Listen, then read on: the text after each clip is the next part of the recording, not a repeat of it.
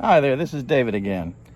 You know, there's a lot of talk now about the chip shortage and car prices, both used and new car prices going through the roof, and what this all means for the auto industry long term, and when the bubble is going to bust. So there are a lot of videos on YouTube about this topic right now, and I don't agree with all of them. I wanted to give my thoughts. Not that I'm necessarily smarter than everybody else, but I do have a PhD in business. So maybe that gives me a little bit of a different perspective, okay? And I'm also a car guy. I love cars, as you know from my channel. I would say that, first of all, it's not just the chip shortage, okay, that's causing this problem. There are a lot of things going on. There's electrification, okay? They're phasing out ICE cars and moving to more electrified vehicles. Manufacturers are really pushing this very, very hard through marketing campaigns and actually slowly but surely introducing more electric cars and fewer gas-powered cars. So that's one thing. And you also have, in addition to electrification, you've got inflation, right? The price of everything is going through the roof, not just cars, but construction supplies, houses, food, gas, and cars. So the first point I want to make is I don't think the bubble is going to burst. I think this is the way it's going to be for quite some time. The bubble's not going to burst. Things may level set a little bit, but it's never going to go back to the way it was. This is 1975 all over again. If you look back at 1975, the parallel between now and 1975 is that we're seeing the highest value. Used car prices have been at their highest value this year, second to 1975. In terms of percentage, relatively speaking. Obviously, cars were cheaper back then. But the last time we saw this kind of market conditions in the auto industry was in 1975. What happened in 1975? Well, you had the oil crisis, the gas crisis, but you also had rampant inflation in the late 70s, right? A lot of the same kinds of things going on. You had automakers being constrained by the new emissions requirements and things like that. Just like today, you've got electrification coming in. Both in the 70s and now, you had inflation.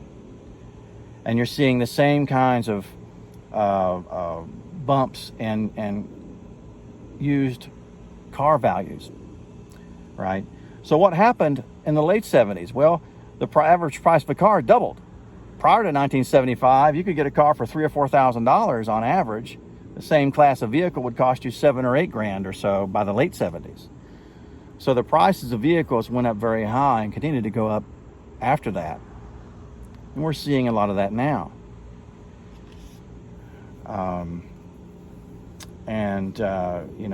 Electric cars are much more expensive than the ICE cars right now. That's going to change, hopefully, but they are.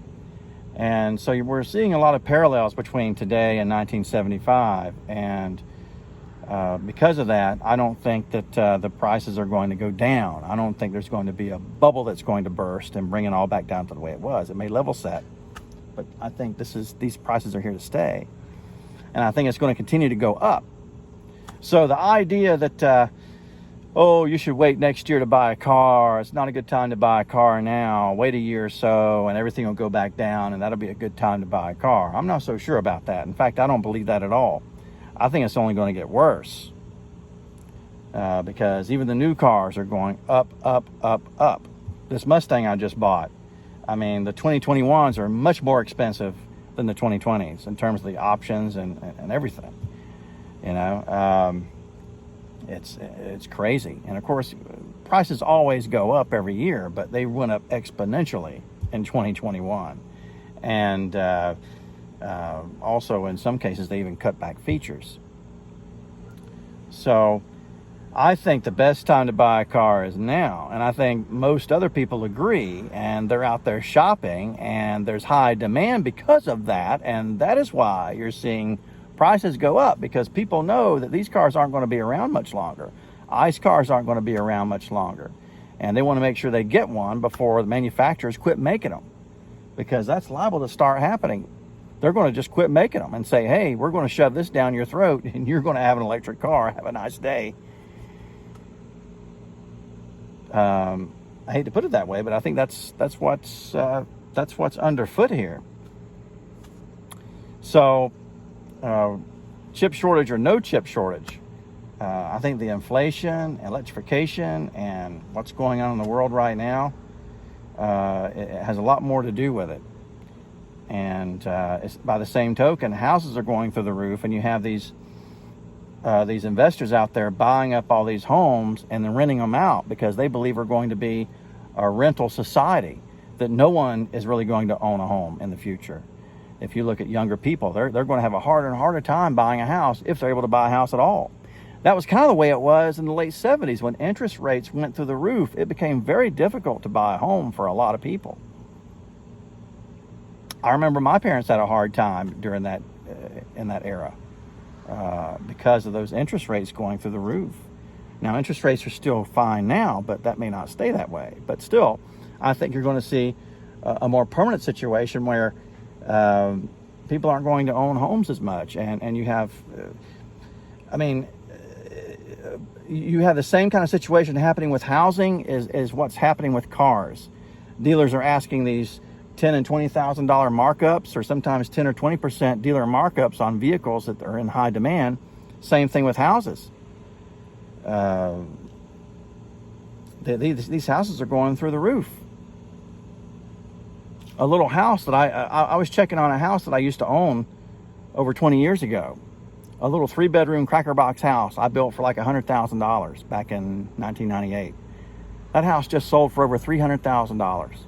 And there were people bidding on it and overbidding for that house's asking price. And it was mostly investors trying to snatch these homes up so they can rent them out to people who are never going to be able to buy a home, because they believe we're going to be a rental society. So I think if you want to buy a car, or maybe even buy a house, I'm not sure, you might want to buy now. If you can. You're going to have to special order it. And if you go to a decent dealer, you're going to find someone who's going to give you a decent deal and not overcharge you and hit you with a markup and all this other crazy stuff. I didn't. I got a decent deal. I got $3,200 off sticker in this car, which is not bad considering it's a special order, high demand vehicle, and the times that we're in. $5 or $6 grand would have been better or more typical a year or so ago, but that's only going to happen with a lot car, not with a special order typically. And I'll talk more about that in another video. But yeah, so if you're worried about chip shortages and you're thinking the bubble's going to burst and the car values are going to go back down and you're wondering whether you should buy today or wait, I think you probably should look into buying today, especially if you have a used car, a current vehicle you're trying to get rid of. You're going to get the most for it right now. So sell it and roll that into the new vehicle. If you for that used vehicle, you're going to get a very high value for it, much more than you used to, much more than you would a year ago. And if you can find a new car that you can get for maybe a little bit under MSRP, you won't get a great deal, but maybe just slightly under MSRP, you won't get ripped off, okay? You'll come out with a decent deal. I would not buy a used car right now because the prices are way too high. I'd buy new if I was going to buy, because you're going to pay about the same price. They're asking just as much for used cars as they are for new. So, and if you find a decent dealer, you can get it at MSRP or a little bit below. Don't pay markup, okay? Don't pay markup under any circumstances. And actually, I wouldn't buy unless I got some off of the MSRP.